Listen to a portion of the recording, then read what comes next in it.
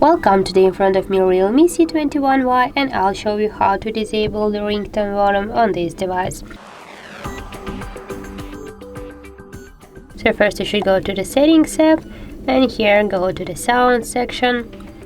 Right now we got here the ringtone notification volume, and just to disable your ringtone volume, swipe with your finger to the left side, and that's it. Also we got the second way. I'll show you how you can do that. Just here you got your volume buttons. Just tap on the right or down or up volume button with your finger, and you'll see here the settings icon. And right now, just by the same way, swipe this dot here to the left side with your finger and tap to done to see the changes.